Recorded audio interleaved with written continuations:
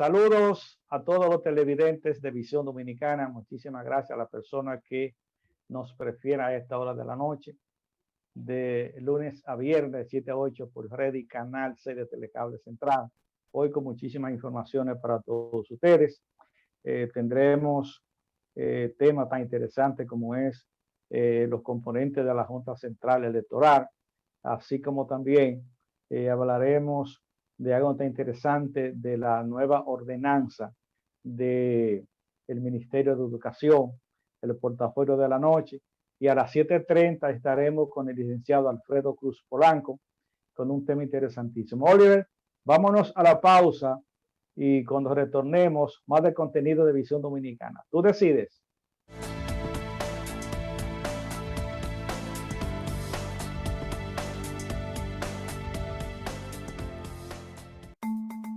Llegó lo que todos esperaban, ahora en línea. Expoferia Madre Feliz de Vega Real. Conéctate del 1 al 31 de octubre y festeja con mamá el mes del cooperativismo. Será chéverísimo comprar en línea todo lo que ofrecemos cada año y mucho más con el crédito real al instante disponible para ti. Entra a nuestra página expoferiamadrefeliz.cfr.com.do. Eliges lo que quieras porque tu crédito está aprobado. Expoferia Madre Feliz en línea del 1 al 31 de octubre. Una nueva modalidad de comprar y mantener la distancia social. Más información 809-573-4258 y en nuestras redes. Expoferia Madre Feliz de Vega Real. Expoferia Madre Feliz 2020 de la Cooperativa Vega Real. Avanzamos con nuestros asociados hacia una nueva era. El Instituto Vegano de Cultura, en su 40º aniversario, hizo entrega del galardón El Tamarindo de Oro 2019. El Politécnico Mercedes Morel, el doctor Kenzo Yamamoto y Fernando Teruel fueron los galardonados. El doctor Fausto Mota, presidente del Instituto Vegano de Cultura, sostuvo: En el Instituto Vegano de Cultura seguiremos trabajando por la cultura de nuestra ciudad y que avanzaremos y que seguiremos reconociendo con justicia y con mucho cuidado a quienes con su trabajo se ganen el respeto de su pueblo. Agradecemos el apoyo constante de La Vega a los valores y a nuestra cultura.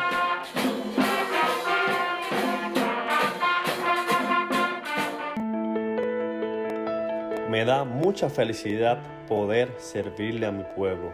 En esta ocasión nos dirigimos a la casa del niño Edric, el cual tuvo un accidente recreándose con sus amigos. Edric fue operado del vaso y no podían pagar sus gastos de operación. Nosotros hicimos un aporte con los gastos de representación que me otorgan como diputado.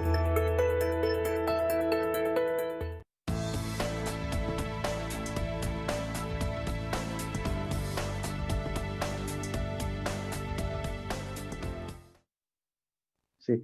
Bien, vámonos al desarrollo del contenido del programa. Estamos hablando del asunto que tiene que ver con la Junta Central Electoral. Es un botín político lo que quiere mucha gente. ¿Usted sabe por qué? Porque están hablando de consenso. ¿Y qué significa el consenso? Tú me das esto y yo te doy aquello. Entonces, estamos hablando de un consenso. Es un botín político. Entonces, eso no está bien. Aunque el PLD sí quiere que sea por consenso. Pero lo más adecuado es que se haga de una manera que los senadores sepan a quiénes van a poner ahí, ¿verdad? Que no tengan esa vinculación partidaria, política no, partidaria, porque políticos somos todos, pero partidaria. Entonces, de esta manera, la cosa funcionaría muy bien, muy bien. Pero si vamos a hacer un consenso, para hacer un consenso, ¿qué significa el consenso? Tú me das esto, tú me das aquello.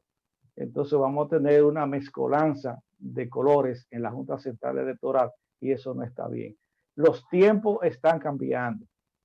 Los tiempos se están cambiando. No podemos seguir con las mismas personas y con las mismas ideas. Todo es cambio, rotativo. El mundo es dinámico. nada es estático. Entonces, vamos a ver entonces qué va a pasar con la conformación, porque no son jueces, son miembros de la Junta Central Electoral. No son jueces, aunque muchas veces dicen los jueces de la Junta Central, no son jueces, no. Eso no va por ahí. Entonces, creo que es interesante lo que está aconteciendo en la política vernácula y con la clase política dominicana, que parece ser que va a haber un relevo generacional. Parece que va a haber un relevo generacional. Y yo creo que todo eso anda bien. No sé por qué tenemos que adecuarnos a los nuevos tiempos. Tan sencillo como eso. Hay gente como que no lo entiende, pero no le interesa conocerlo. Mire, el presidente Luis Abinader emitió el decreto 504-20. Este decreto presidencial, que ya es un mandato, hay que cumplir con eso, una flexibilidad en el toque de queda.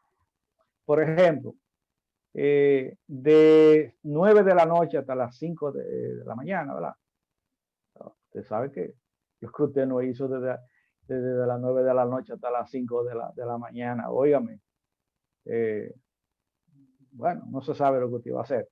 Pero bien, porque hay permiso o persimología para aquella persona que trabaja en la empresa, por ejemplo, la gente que baja de Constanza, con repollo, qué sé yo, todo ese tipo de cosas, los que llevan los plátanos o víveres a la capital, que salen a la medianoche, los que llevan los pollos a la granja, porque los pollos es de madrugada, porque que se ahogan, tienen que llegar temprano a donde van, salvo que usted lo lleve en un cuarto climatizado.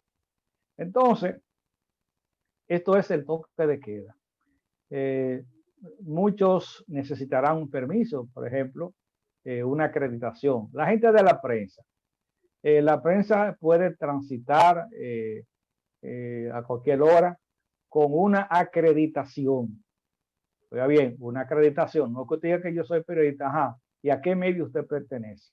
Usted pertenece a Radio, usted pertenece a Microvisión, usted pertenece a qué canal, usted pertenece a alguna emisora, lo que fuera, al medio de comunicación, usted pertenece a un periódico, va a hacer alguna labor comunicacional, entonces usted tiene derecho a transitar.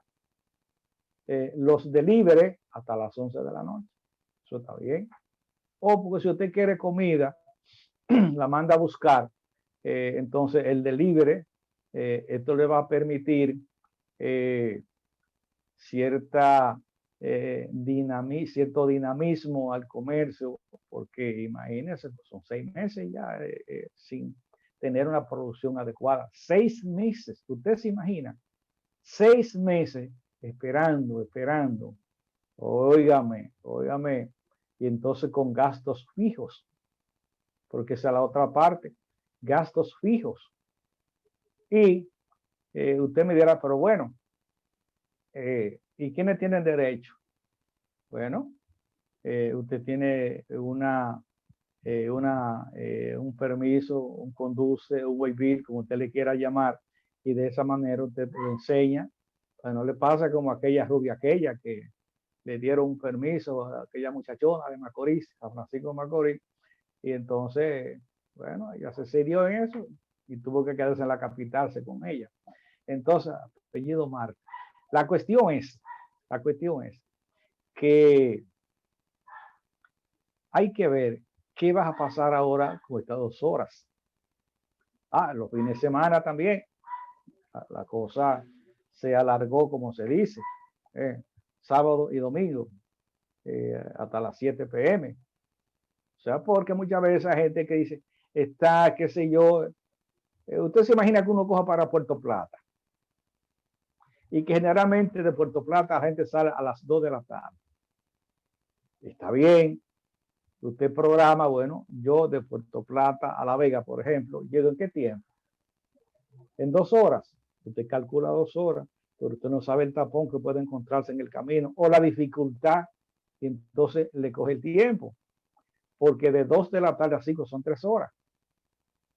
Y si alguien tuvo que detenerse, hacer una parada forzada o no en el trayecto, entonces usted dirá, pero bueno,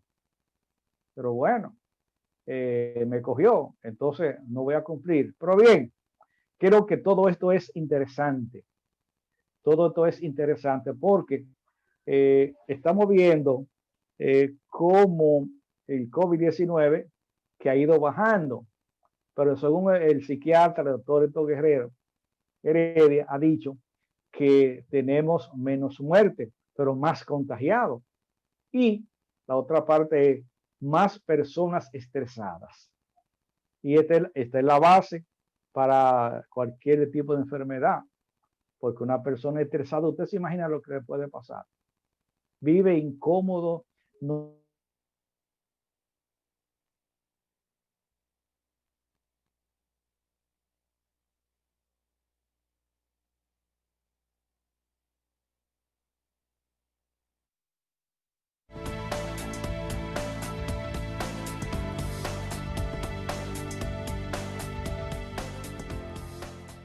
Es un motivo de orgullo para la vega en la región, la clínica La Concepción, un servicio de salud humanizado.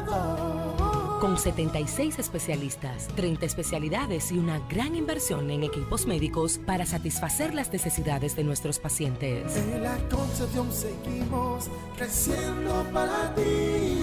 Es nuestro compromiso de nosotros dar lo mejor. Clínica La Concepción.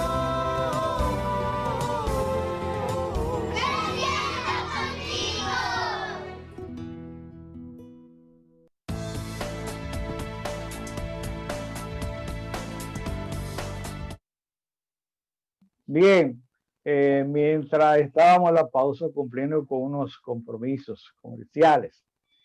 Bien, estamos hablando del COVID-19, que cuando no hay dinero hay problemas.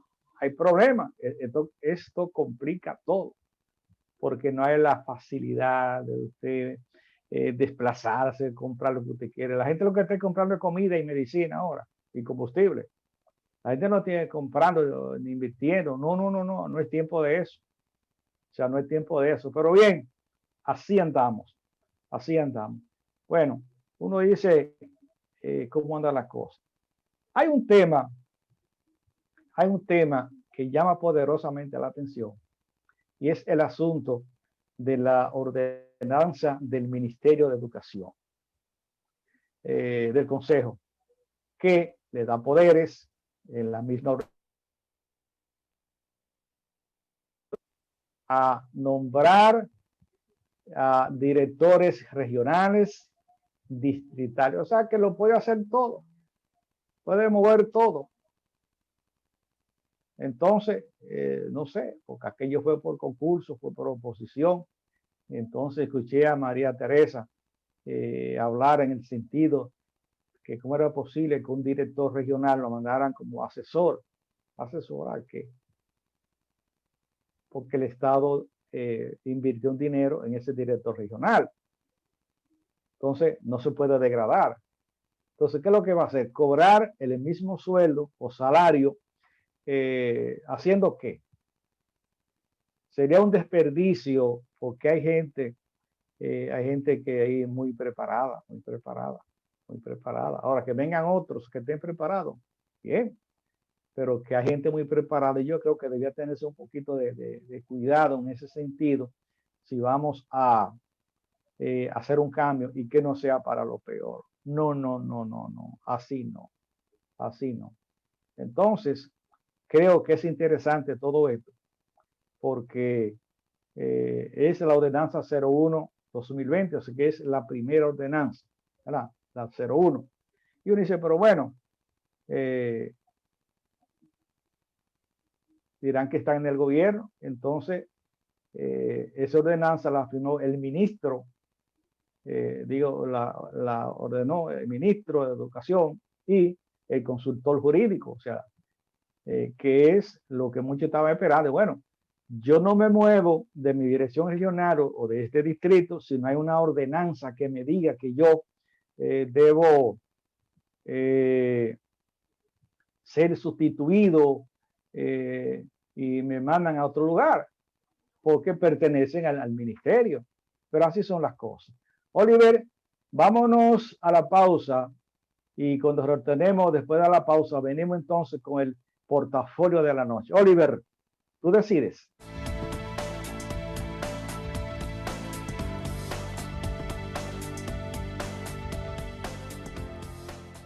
Es un motivo de orgullo para la fe en la región, la clínica La Concepción, un servicio de salud humanizado. Con 76 especialistas, 30 especialidades y una gran inversión en equipos médicos para satisfacer las necesidades de nuestros pacientes. En La Concepción seguimos creciendo para ti. Es nuestro compromiso. En nosotros da lo mejor. Clínica La Concepción.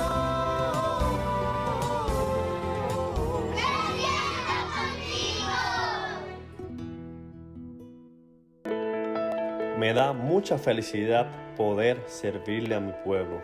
En esta ocasión nos dirigimos a la casa del niño Edric, el cual tuvo un accidente recreándose con sus amigos. Edric fue operado del vaso y no podían pagar sus gastos de operación.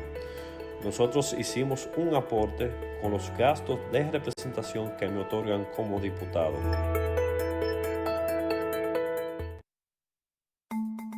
Llegó lo que todos esperaban, ahora en línea. Expoferia Madre Feliz de Vega Real. Conéctate del 1 al 31 de octubre y festeja con mamá el mes del cooperativismo. Será chéverísimo comprar en línea todo lo que ofrecemos cada año y mucho más con el crédito real al instante disponible para ti. Entra a nuestra página expoferiamadrefelizcfr.com.do.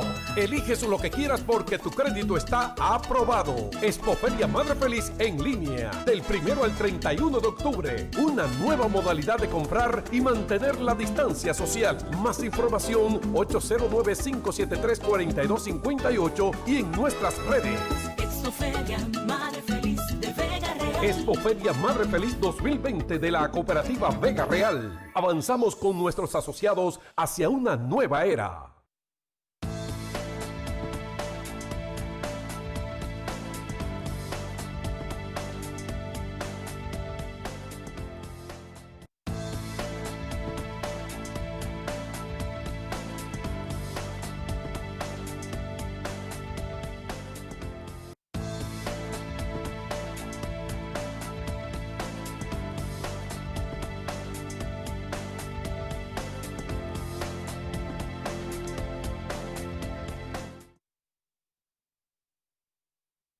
Parte se pierde. Vamos a compartir con ustedes en el portafolio de la noche Louis Pasteur. Louis Pasteur fue un químico francés cuyo descubrimiento tuvieron enorme importancia en la química y microbiología. A él se le debe la técnica microbiológica y además se debe esa técnica conocida como pasteurización. Refutó la teoría de la generación espontánea y desarrolló la teoría germinal de las enfermedades infecciosas. Es considerado como el pionero de la microbiología moderna, iniciando la famada edad de oro de la microbiología. Nació en Dole, Borgoña, Francia, el 27 de diciembre de 1822. En el año 1847 se doctoró en física y química por la École Normale de París. Sus contribuciones en la química orgánica fueron el descubrimiento del dimorfismo del ácido tartárico, desarrolló la vacuna contra la rabia, o hidrofobia. También recibió las medallas Rumford de la Royal Society y además de la Academia de Neerlandesa de la Ciencia, Artes y la Ciencia. Murió a los 72 años el 28 de septiembre de 1895, un día como hoy. Es en Mernes, la Courquette de Francia. Un día como hoy muere Louis Pasteur.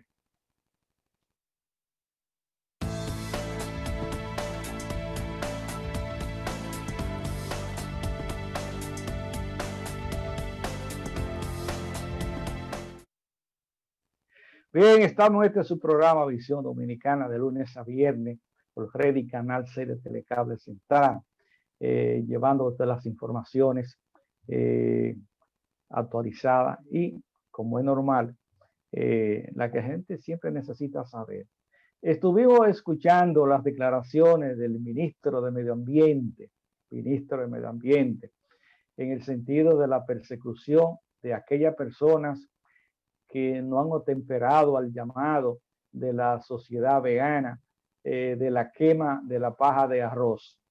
Sabemos que se economiza un dinerito por ahí, por esa vía, quemando la paja de arroz, pero que esto crea muchas dificultades en los pulmones, y en esta época infecciosa de COVID-19 la cosa es peor. A ver si va a funcionar como tiene que funcionar. Creo que si hay voluntad política, se puede hacer. Si hay voluntad política, si viene de ahí arriba. Pero si es de ahí abajo, la cosa es diferente. Ya nosotros pasamos este programa unos puestos de guardia, de control en Guayuí. Unos guardias por ahí dicen que agarraron a un señor con pino y con todo y caballo. Se lo llevaron, ese tipo de cosas. Pero hay que darle el mensaje a la ciudadanía que eso no se debe hacer. Aunque te lo haga, pero no se debe hacer. Y van a decir que son padres de familia, pero el asunto es que eso es de todos. O sea, porque eso es del Estado Dominicano. O sea, el Estado Dominicano que tiene que ver con esto. Entonces, habría que buscarse una forma de cómo ganarse el sustento de su familia. Creo que sería lo más adecuado. Ganarse el sustento de su familia, pero cortando árboles creo que no sería lo más importante. No, así no. Entonces, se ha puesto de moda también, otra vez, Loma Miranda, Parque Nacional. Escuché al senador Ramón Rogelio Genao hablar con esto, que habló con Llano, hoy hablar con Llano Concesión, y hablar con Aridio Vázquez. Creo que nada más le faltó el padre de Rogelio Cruz, pero bien. Si hay una voluntad para que eso sea, está bien. Yo soy de lo que entiende que para explotar una mina debe haber lo que se llama, en el mundo hay dos escuelas, la que están de acuerdo que no y la que sí se puede hacer con respeto al medio ambiente y apegado a la ciencia. Yo me inclino por ese lado, porque son recursos que están sepultados ahí y ociosos, y generalmente se necesitan recursos para el asunto del Estado. Entonces, vamos a ver qué será lo que va a pasar, porque si se quiere hacer así, creo que será interesante. Oliver, vámonos a la pausa y cuando retornemos, vamos a ver si conectamos con el licenciado Alfredo Cruz Polanco vía WhatsApp. Oliver, tú decides.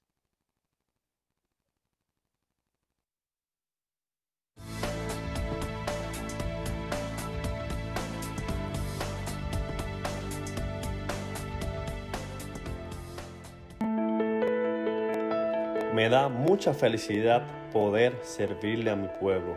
En esta ocasión nos dirigimos a la casa del niño Edric, el cual tuvo un accidente recreándose con sus amigos. Edric fue operado del vaso y no podían pagar sus gastos de operación. Nosotros hicimos un aporte con los gastos de representación que me otorgan como diputado.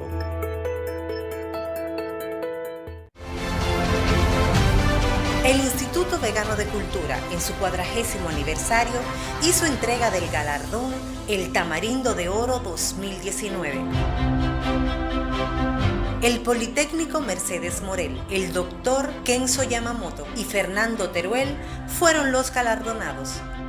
El doctor Fausto Mota, presidente del Instituto Vegano de Cultura, sostuvo: En el Instituto Vegano de Cultura seguiremos trabajando por la cultura de nuestra ciudad y que avanzaremos y que seguiremos reconociendo con justicia y con mucho cuidado a quienes con su trabajo se ganen el respeto de su pueblo. Agradecemos el apoyo constante de La Vega a los valores y a nuestra cultura.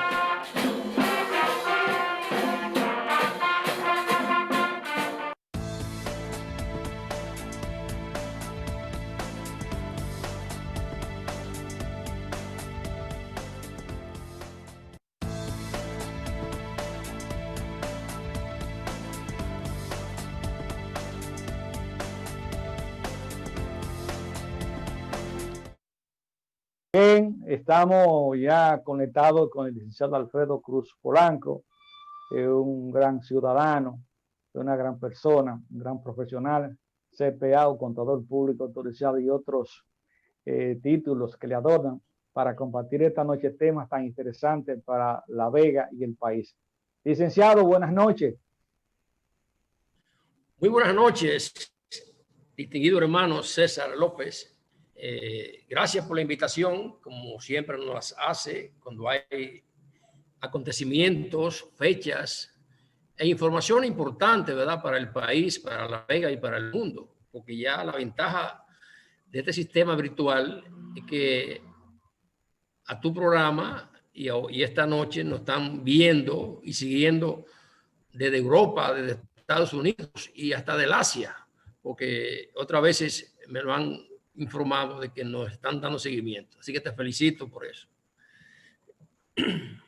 Bien, tú eres parte de esto. Son muchas las veces que tú has participado en Visión Dominicana. Alfredo, sí, vamos a tratar un tema muy interesante y que no pierde vigencia y que las nuevas generaciones deben conocer, porque muchas veces no quieren leer porque eso ocasiona tiempo y emplearse a fondo.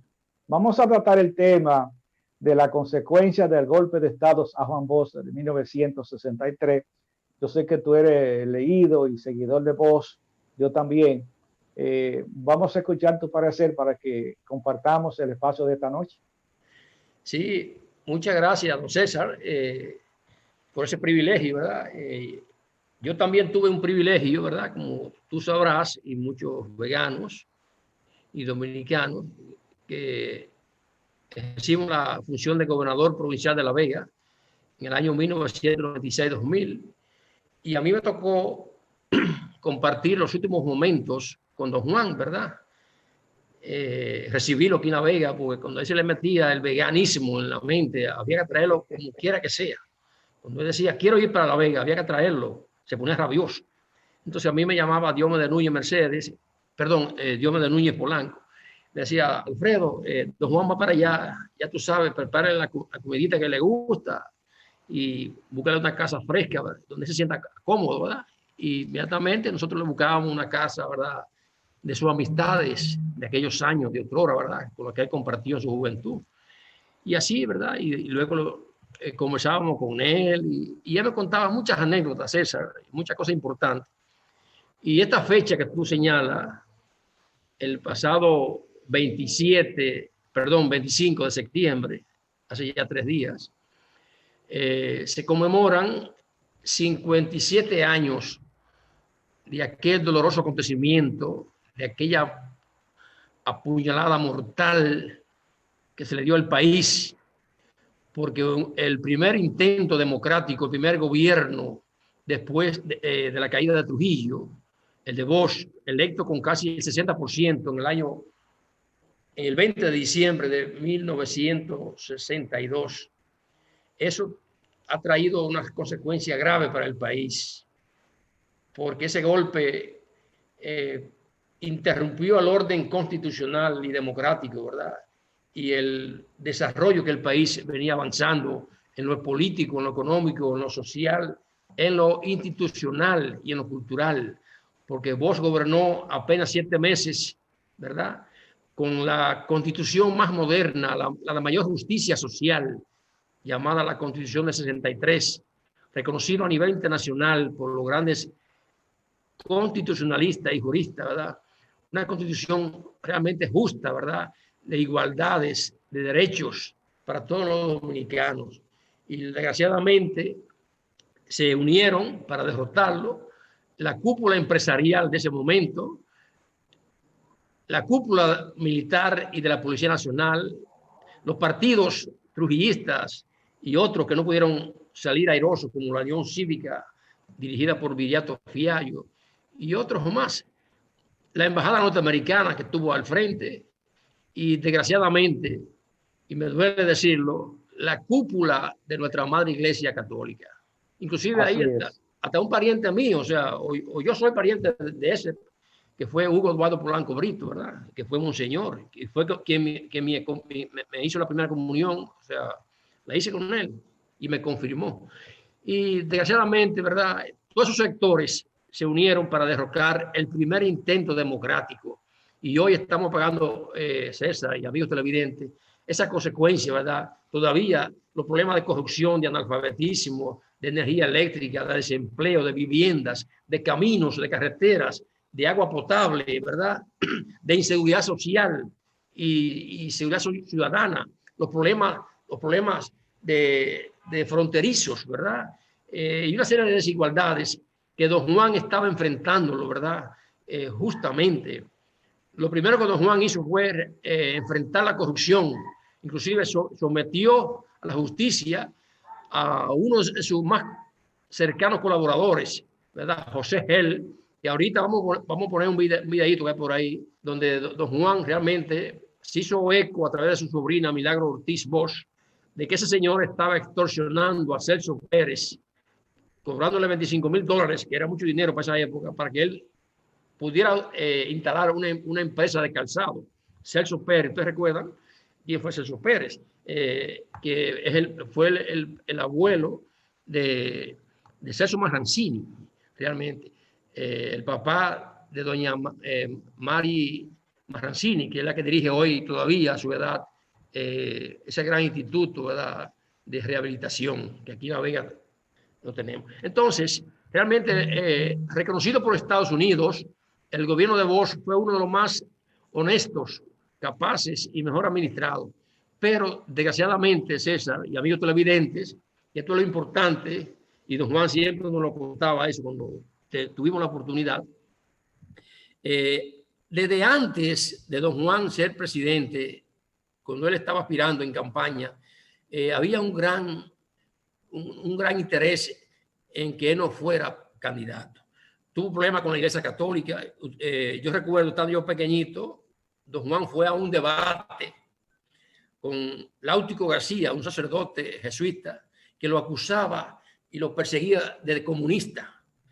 Pero también ahí estuvo Marcial Silva, ¿verdad?, otro sacerdote de esa época. Entonces, don Juan inclusive hasta amenazó con retirarse de la candidatura el 18 de diciembre de 1962. Pero en ese debate él pudo prácticamente convencer a García de que no era comunista. Y Láutico García, eso hasta el día de su muerte, lo llevó como una derrota en sus hombros, porque don Juan le demostró con argumentos, ¿verdad? Un debate que duró más de 2 horas, transmitido por radio y televisión. Yo recuerdo que Salvador Pitaluga fue que dirigió ese debate y terminó más pasada a las 12 de la noche y el pueblo se tiró a la calle celebrando, ¿verdad?, ese triunfo de don Juan contra el padre Láutico García, donde le trujó y le demostró de que no era comunista, sino un demócrata carta cabal. Y a partir de ahí siguieron las instigaciones de la iglesia, de los empresarios, para que él no fuera candidato. Y por fin, el 20 de diciembre, don Juan ganó con casi un 60% de la votación, ¿verdad? Le ganó a todos los partidos y a Viriato Fiallo de la Unión Cívica Nacional. Y don Juan salió por el mundo a buscar negociaciones, a buscar relaciones, porque nuestro país estaba estancado, buscando realmente comercio, buscando a quienes buscar préstamos, ¿verdad? Para invertirlo aquí en acueductos, en todo. La idea de la presa de Tavera ya fue una idea de Don Juan, de las zonas francas. Todo eso fueron ideas, ¿verdad? Las famosas villas para los campesinos, ¿verdad? Y todos esos derechos, inclusive todavía hoy, los hijos que antes le llamaban hijos de la calle, que no es un término correcto, ¿verdad? Hoy tienen los mismos derechos que los hijos de matrimonio, ¿verdad? Los hijos que se tenían, se engendraban, ¿verdad? Que no eran fuera del matrimonio. Hoy tienen los mismos derechos. Todo eso fueron contemplaciones de esa constitución del año 63. Sin embargo, ¿verdad? Fue derrocado, mejor dicho, el 25 de septiembre, cuando realmente Don Juan fue hecho preso en el Palacio Nacional y fue deportado al día siguiente, porque realmente no le convenía a la cúpula empresarial ni a la propia eclesiastés de ese momento, ni al ejército, porque Don Juan realmente echó para atrás y opuso a que los recursos del Estado que fueron rescatados de la tiranía fueron a parar a manos de particulares. Y eso realmente aquí no se les perdonaba. Pero desgraciadamente ese golpe de Estado, ¿verdad? Reitero, hoy todavía estamos pagando la consecuencia del atraso político que tiene nuestro país. Y yo escribí un artículo el día pasado, ¿verdad? Sobre eso, sobre los 57 años, unas reflexiones.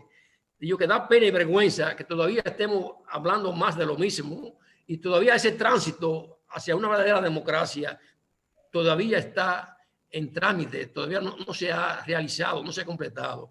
Y ojalá que este gobierno, este 57 aniversario coincide con la inauguración de un nuevo gobierno, ¿verdad? El llamado gobierno del PRM, del cambio.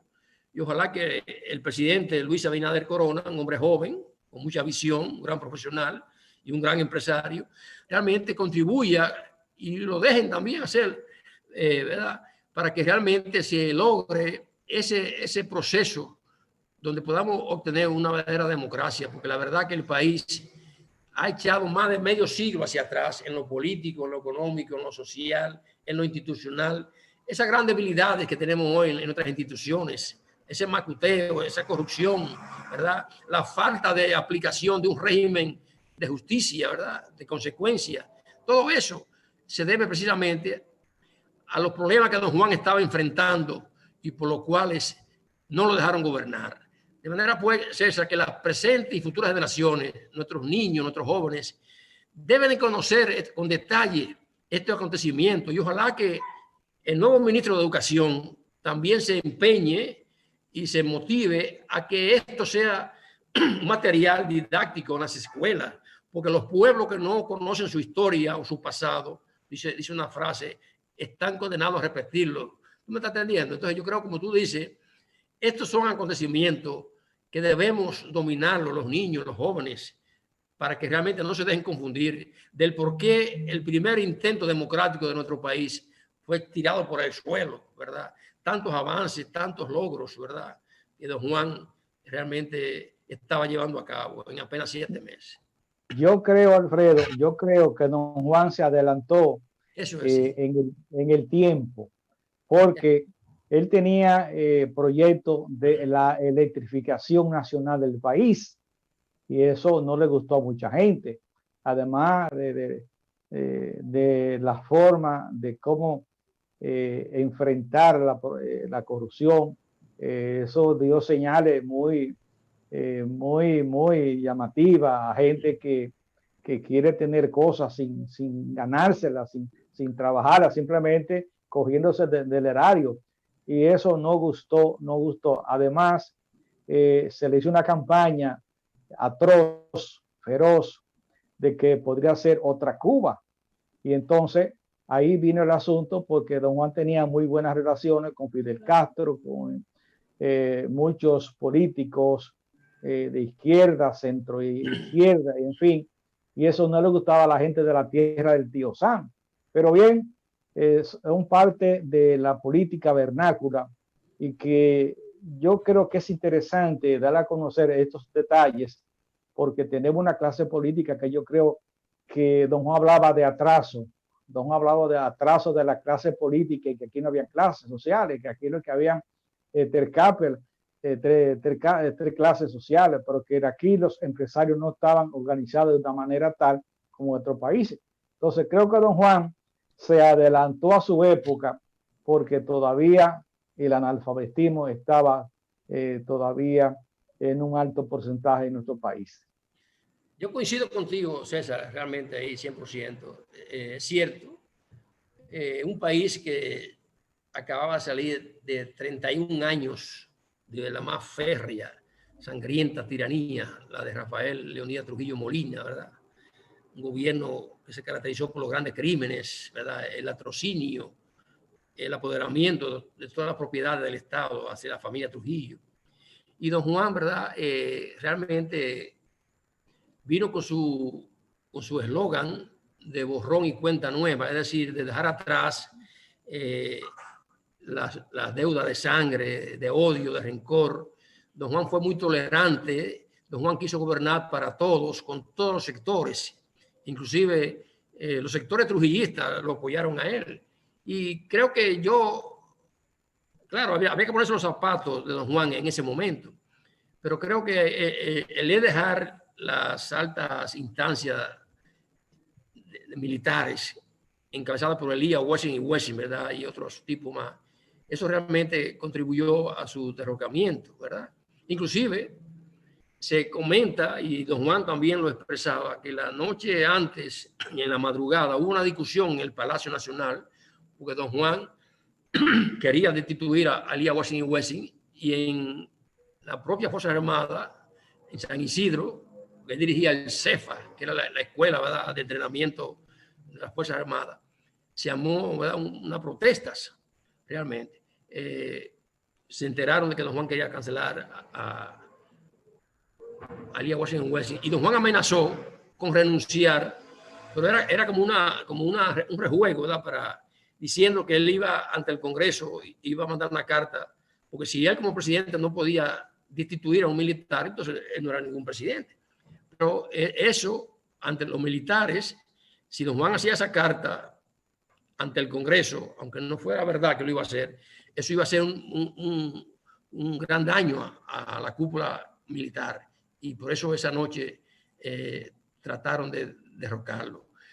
Ese derrocamiento trajo una consecuencia, César, también, de otro acontecimiento muy importante que nuestros jóvenes, nuestros hijos, nuestros nietos, nuestros niños deben de conocerlo, que fue que en el año 1965 un coronel vegano, un orgullo nuestro de aquí de La Vega, Rafael Fernández Domínguez, viendo la problemática que había en San Isidro, ¿verdad?, habló con Francisco Alberto Camaño Deñó y dijo que había que organizar al pueblo para volver a la constitucionalidad, es decir, volver al gobierno de Bosch, traerlo de nuevo para que él continuara su obra sin elecciones.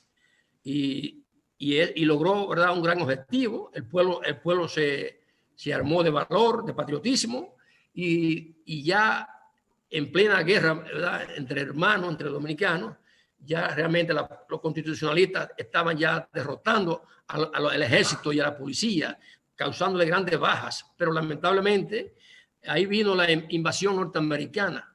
Inclusive fue patrocinada por la OEA a través de la llamada la Fuerza Interamericana de Paz, la llamada FIT, que no era ninguna paz, sino vinieron aquí a masacrar a los dominicanos para evitar que el gobierno de Bosch volviera, porque le metieron en la cabeza a John F. Kennedy en el 63, que fue luego asesinado, usted recuerda, ¿verdad?, en noviembre, varios meses después, fue asesinado. Por los cambios que él quería hacer. Exactamente. Entonces le dijeron que don Juan era comunista, y como había vecino nuestro, ¿verdad?, había triunfado la revolución en el año 1959, 1 de enero, con Fidel Castro. Entonces le cogieron miedo, temor a que en el Caribe hubiese otra Cuba, ¿verdad?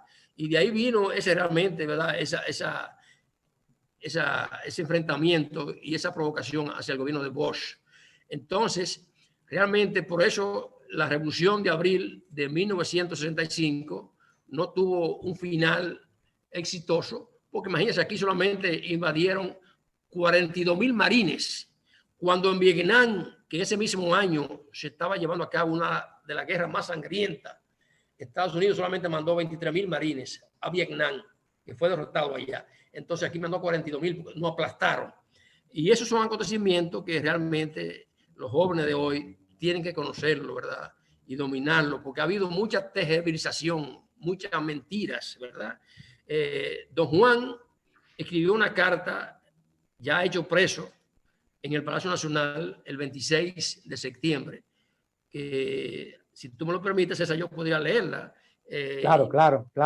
Yo creo que también nuestro control master la tiene, para que la pueda también presentar, pero yo la voy a ir leyendo a lo que él la coloca, tal vez. Dice así: carta de Juan Bosch al pueblo dominicano desde el confinamiento en 1963. Ni vivos ni muertos, ni en el poder ni en la calle, se logrará de nosotros que cambiemos nuestra conducta. Nos hemos opuesto y nos opondremos siempre a los privilegios, al robo, a la persecución, a la tortura. Creemos en la libertad, en la dignidad, en el derecho del pueblo dominicano a vivir y a desarrollar su democracia con libertades humanas, pero también con justicia social. En 7 meses de gobierno no hemos derramado una gota de sangre, ni hemos ordenado una tortura, ni hemos aceptado que un centavo del pueblo dominicano fuera a parar a manos de ladrones. Oiga eso, César. Hemos permitido toda clase de libertades y hemos tolerado toda clase de insultos, porque la democracia debe ser tolerante, pero no hemos tolerado persecuciones, ni crímenes, ni torturas, ni huelgas ilegales, ni robos, porque la democracia respeta al ser humano y exige que se respete al orden público y demanda honestidad. Los hombres pueden caer, pero los principios no. Nosotros podemos caer, pero el pueblo no debe permitir que caiga la dignidad democrática. La democracia es un deber del pueblo y a él le toca defenderla. Mientras tanto, aquí estamos dispuestos a seguir la voluntad del pueblo dominicano.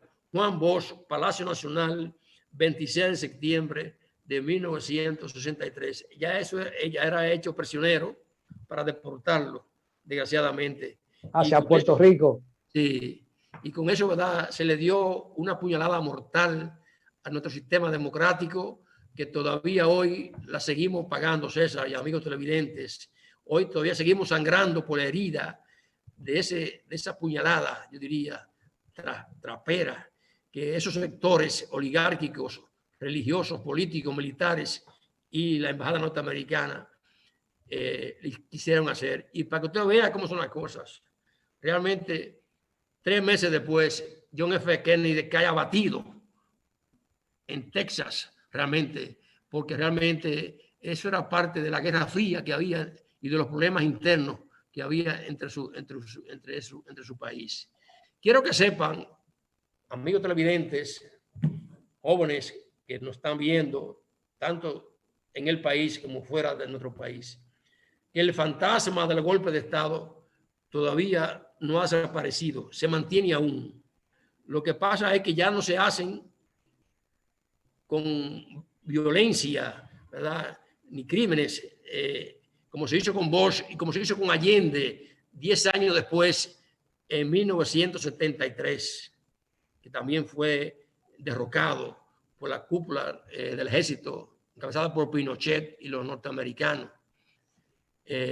Hoy todavía los golpes de Estado se preparan desde fuera del país, usando los poderes fácticos nacionales, usando las iglesias, usando los empresarios, los militares, pero haciéndole presión a los presidentes para que renuncien.